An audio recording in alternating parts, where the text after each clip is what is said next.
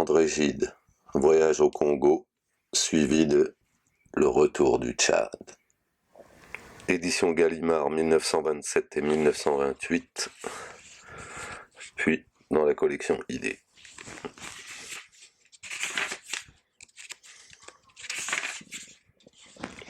À la mémoire de Joseph Conrad.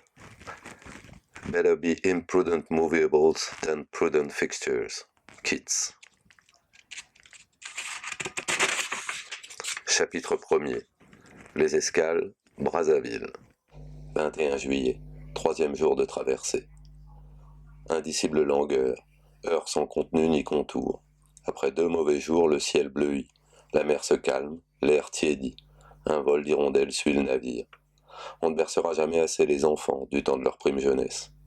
Et même, je serais d'avis qu'on usa pour les calmer et les endormir d'appareils profondément bousculatoires. Pour moi qui fus élevé selon des méthodes rationnelles, je ne connus jamais, de par ordre, de par ma mère, que des lits fixes, grâce à quoi je suis aujourd'hui particulièrement sujet au mal de mer. Pourtant je tiens bon, je tâche d'apprivoiser le vertige, et constate que, ma foi, je tiens mieux que nombre de passagers. Le souvenir de mes 6 dernières traversées, Maroc, Corse, Tunisie, me rassure. Compagnon de traversée, administrateur et commerçant. Je crois bien que nous sommes les seuls à voyager pour le plaisir. Qu'est-ce que vous allez chercher là-bas ? J'attends d'être là-bas pour le savoir. Je me suis précipité dans ce voyage comme Curtius dans le gouffre. Il ne me semble déjà plus que précisément je l'ai voulu, encore que depuis des mois, ma volonté soit tendue vers lui. Mais plutôt qu'il s'est imposé à moi par une sorte de fatalité inéluctable, comme tous les événements importants de ma vie. Et j'en viens à presque oublier que ce n'est là qu'un projet de jeunesse réalisé dans l'âge mûr. Ce voyage au Congo, je n'avais pas 20 ans que déjà je me promettais de le faire, il y a 36 ans de cela. Je reprends avec délice depuis la fable 1 toutes les fables de La Fontaine. Je ne vois pas trop de quelle qualité l'on pourrait dire qu'il ne fasse preuve. Celui qui sait bien voir peut y trouver trace de tout. Mais il faut un œil averti, tant la souche souvent est légère. C'est un miracle de culture, sage comme Montaigne, sensible comme Mozart. Hier, inondation de ma cabine au petit matin lors du lavage du pont. Un flot d'eau sale où nage piteusement le joli petit Goethe Leatherbund que m'avait donné le comte Kessler, où je relis les affinités. 25 juillet. Ciel uniformément gris, d'une douceur étrange. Cette lente et constante descente vers le sud doit nous amener à Dakar ce soir. Hier, des poissons volants, aujourd'hui des troupeaux de dauphins. Le commandant les tire de la passerelle, l'un d'eux montre son ventre blanc, d'où sort un flot de sang. En vue de la côte africaine. Ce matin, une hirondelle de mer contre la lisse. J'admire ses petites pattes palmées et son bec bizarre. Elle ne se débat pas lorsque je la prends. Je la garde quelques instants dans ma main ouverte, puis elle prend son vol et se perd de l'autre côté du navire. 26 juillet. Dakar la nuit. Rue droite déserte. Morne ville endormie. On ne peut imaginer rien de moins exotique, de plus laid. Un peu d'animation devant les hôtels. Terrasse des cafés violemment éclairée, vulgarité des rires. Nous suivons une longue avenue qui bientôt quitte la ville française. Joie de se trouver parmi des nègres. Dans une rue transversale, un petit cinéma en plein air où nous entrons. Derrière l'écran, des enfants noirs sont couchés à terre au pied d'un arbre gigantesque, un fromager sans doute. Nous nous asseyons au premier rang des secondes. Derrière moi, un grand nègre lit à voix haute le texte de l'écran. Nous ressortons. Et longtemps nous errons encore, si fatigués bientôt que nous ne songeons plus qu'à dormir. Mais à l'hôtel de la métropole où nous avons pris une chambre, le vacarme d'une fête de nuit sous notre fenêtre empêche longtemps le sommeil. Dès 6 heures, nous regagnons l'Asie pour prendre un appareil de photo. Une voiture nous conduit au marché. Chevaux squelettiques aux flancs rabotés et sanglants, dont on a badigeonné les plaies au bleu de Prusse. Nous quittons ce triste équipage pour une auto qui nous mène à 6 kilomètres de la ville, traversant des terrains vagues que hantent des hordes de charognards.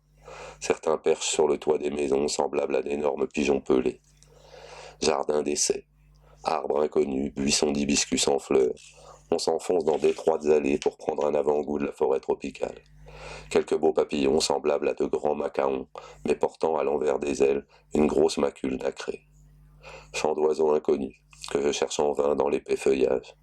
Un serpent noir très mince et assez long glisse et fuit. Nous cherchons à atteindre un village indigène dans les sables au bord de la mer, mais une infranchissable lagune nous en sépare. 27 juillet.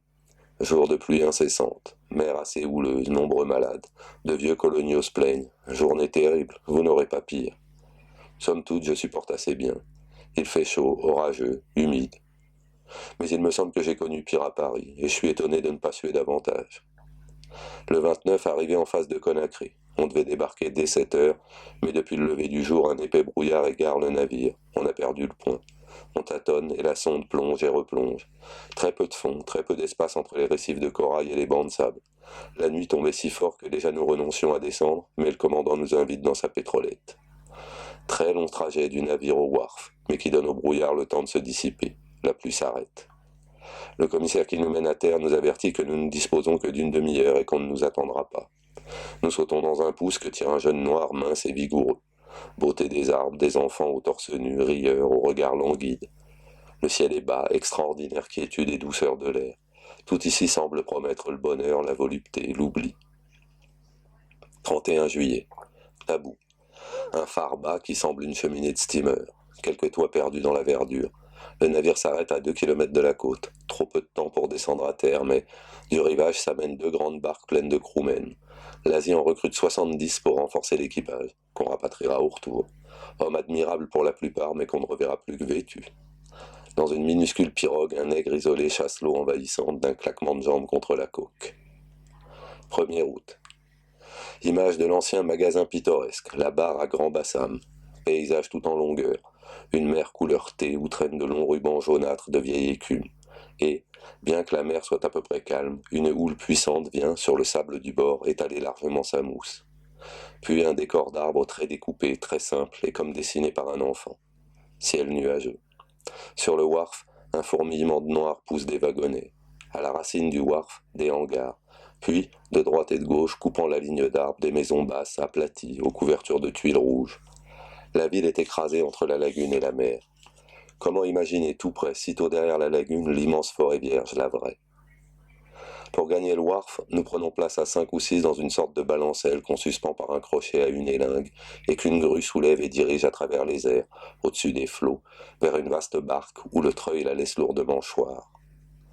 On imagine des joujoux requins, des joujoux épaves pour des naufrages de poupées. Les nègres nus crient, rient et se querellent en montrant des dents de cannibales. Les embarcations flottent sur le thé que griffent et bêchent de petites pagaies en forme de pattes de canard rouges et vertes, comme on en voit aux fêtes nautiques des cirques. Des plongeurs happent et emboursent dans leurs joues les piécettes qu'on leur jette du pont de l'Asie. On attend que les barques soient pleines. On attend que le médecin de Grand Bassam soit venu donner je ne sais quel certificat. On attend si longtemps que les premiers passagers descendus trop tôt dans les nacelles et que les fonctionnaires de Bassam, trop empressés à les accueillir, balancés, secoués, chahutés, tombent malades. On les voit se pencher de droite et de gauche pour vomir. Grand Bassam, une large avenue cimentée en son milieu, bordée de maisons espacées, de maisons basses. Quantité de gros lézards gris fuient devant nos pas et regagnent le tronc de l'arbre le plus proche, comme à un jeu des 4 coins. Diverses sortes d'arbres inconnus à larges feuilles, étonnement du voyageur. Une race de chèvres très petites et basses sur jambes. Des boucs à peine un peu plus grands que des chiens terriers. On dirait des chevreaux, mais déjà cornus et qui dardent par saccades d'un très long aiguillon violâtre. Transversales, les rues vont de la mer à la lagune. Celle-ci, peu large en cet endroit, est coupée d'un pont qu'on dirait japonais. Une abondante végétation nous attire vers l'autre rive, mais le temps manque. L'autre extrémité de la rue se perd dans le sable d'une sorte de dune. Un groupe de palmiers à huile, puis la mer, qu'on ne voit pas mais que dénonce la mâture d'un grand navire. Lomé, 2 août. Au réveil, un ciel de pluie battante. Mais non, le soleil monte. Tout ce gris pâlit jusqu'à n'être plus qu'une buée laiteuse, azurée. Et rien ne dira la douceur de cette profusion d'argent. L'immense lumière de ce ciel voilé, comparable au pianissimo d'un abondant orchestre.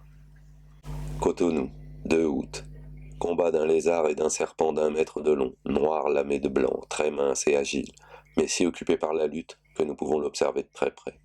Le lézard se débat, parvient à échapper, mais abandonnant sa queue, qui continue longtemps de frétiller à l'aveuglette. Conversation entre passagers. Je voudrais, comme dans le quotidien, ouvrir une rubrique dans ce carnet. Est-il vrai qu'une société américaine installée à Grand Bassam y achète l'acajou qu'elle nous revend ensuite comme mahogany du Honduras? Est-il vrai que le maïs que l'on paie 35 sous en France ne coûte que... etc. Libreville, 6 août, Port-Gentil, 7 août. À Libreville, dans ce pays enchanteur, où la nature donne des arbres singuliers et des fruits savoureux, l'on meurt de faim. L'on ne sait comment faire face à la disette. Elle règne, nous dit-on, plus terrible encore à l'intérieur du pays. La grue de l'Asie va cueillir à fond de cale les caisses qu'on enlève dans un filet à large maille, puis déverse dans le chaland transbordeur.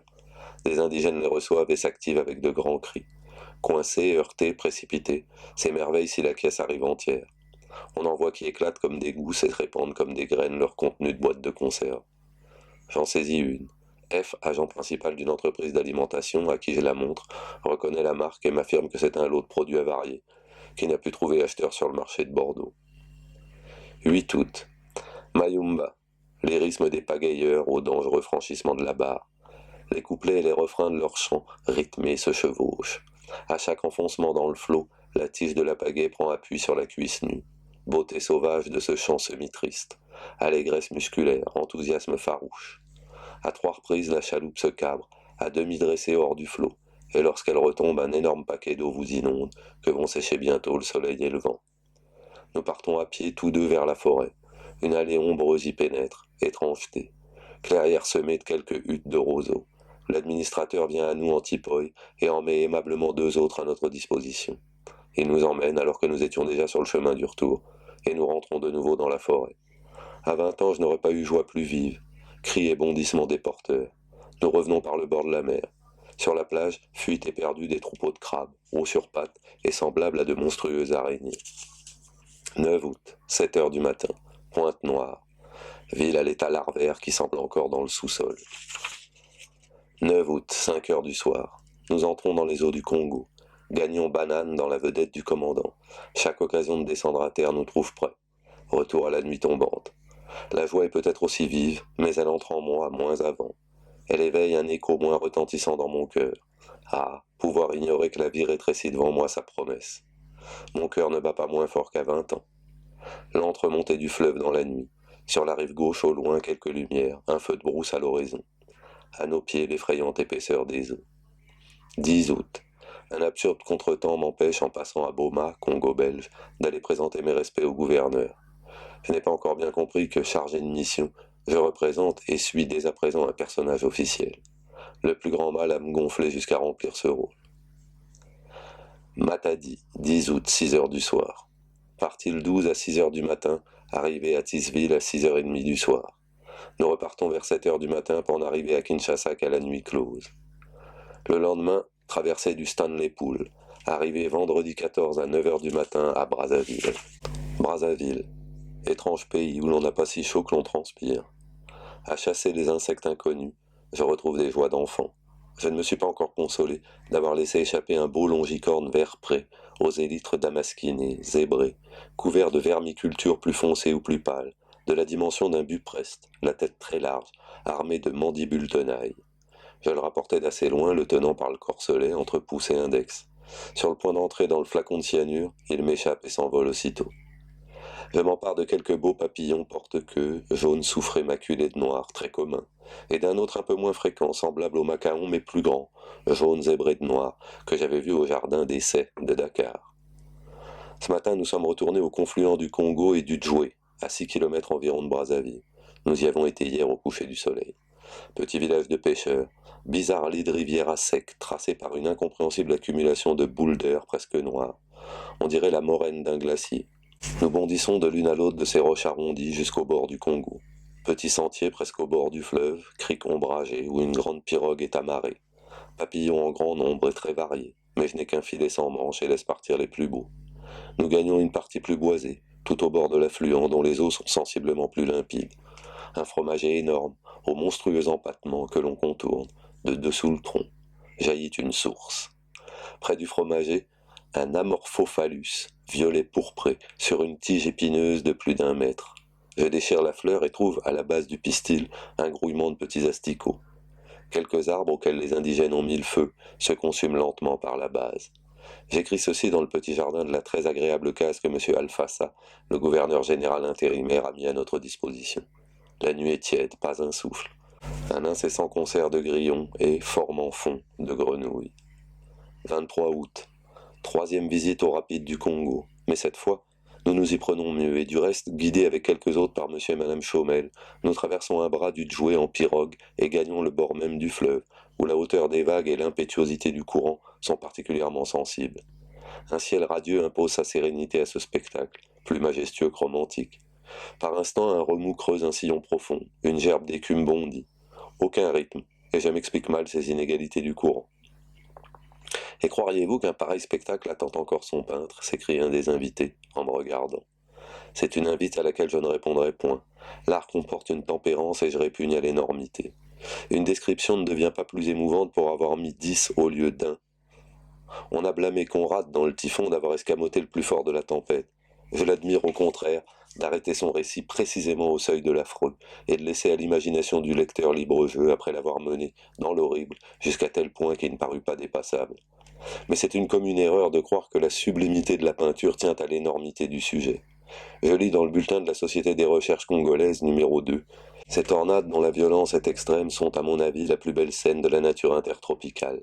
Et je terminerai en exprimant le regret qu'il ne se soit pas trouvé parmi les coloniaux un musicien né pour les traduire en musique. Regret que nous ne partageons point. 24 et 25 août. Procès Sambry.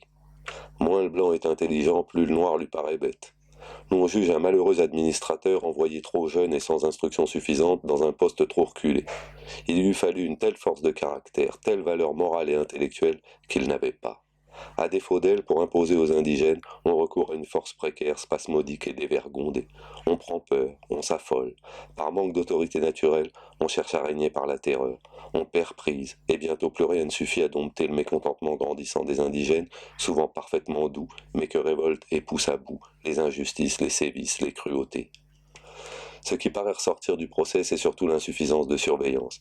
Il faudrait pouvoir n'envoyer dans les postes reculés de la brousse que des agents de valeur déjà reconnus. Tant qu'il n'aura pas fait ses preuves, un administrateur encore jeune demande à être très étroitement encadré. L'avocat défenseur profite de cette affaire pour faire le procès de l'administration en général, avec de faciles effets d'éloquence et des gestes à la Daumier, que j'espérais hors d'usage depuis longtemps. Prévenu de l'attaque et pour y faire face, M. Proutot, chef de cabinet du gouverneur, avait courageusement pris place aux côtés du ministère public, ce que certains ne manquèrent pas de trouver déplacé. À noter l'effarante insuffisance des deux interprètes, parfaitement incapables de comprendre les questions posées par le juge, mais que toujours ils traduisent quand même, très vite et n'importe comment, ce qui donne lieu à des confusions ridicules. Invité à prêter serment, il répète stupidement « Dis, je le jure », au grand rire de l'auditoire.